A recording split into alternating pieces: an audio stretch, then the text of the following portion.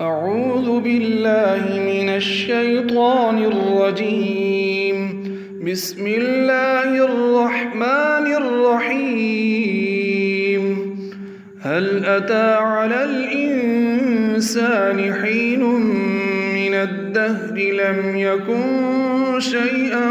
مذكورا إنا خلقنا الإنسان من نطفة أمشاج نبتليه فجعلناه سميعا بصيرا إنا هديناه السبيل إما شاكرا وإما كفورا إنا أعتدنا للكافرين سلاسل وأغلالا وسعيرا إن الأبرار يشربون من كأس كان مزاجها كافورا عينا يشرب بها عباد الله يفجرونها تفجيرا يوفون بالنذر ويخافون يوما كان شره مستطيرا ويطعمون الطعام على حبه مسكينا ويتيما وأسيرا إنما نطعمكم لوجه الله لا نريد منكم جزاء ولا شكورا إنا نخاف من ربنا يوما عبوسا قمطريرا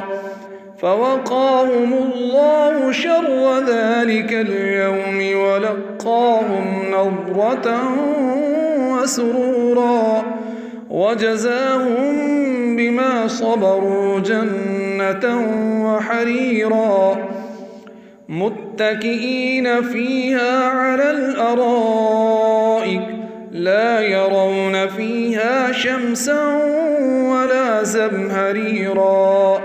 ودانية عليهم ظلالها وذللت قطوفها تذليلا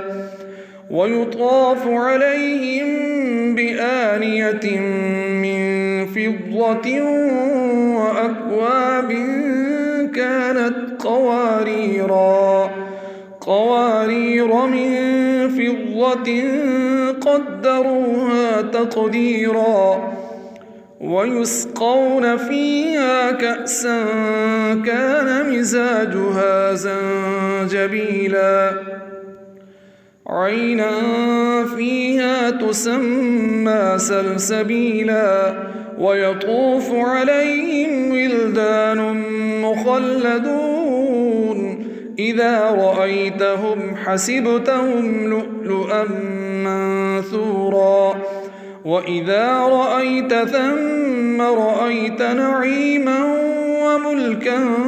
كبيرا عاليهم ثياب سندس خضر واستبرق وحلوا أساور من فضة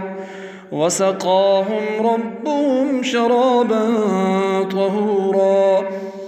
إن هذا كان لكم جزاء وكان سعيكم مشكورا إنا نحن نزلنا عليك القرآن تنزيلا فاصبر لحكم ربك ولا تطع منهم آثما أو كفورا واذكر اسم ربك بكرة وأصيلا ومن الليل فاسجد له وسبحه ليلا طويلا إن هؤلاء يحبون العاجلة ويذرون وراءهم يوما ثقيلا نحن خلقناهم وشددنا أسرهم وإذا شئنا بدلنا أمثالهم تبديلا إن هذا هذه تذكرة فمن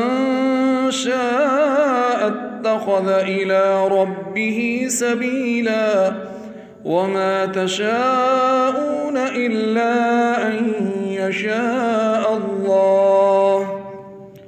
إن الله كان عليما حكيما يدخل من يشاء في رحمته والظالمين أعد لهم عذابا أليما صدق الله العظيم.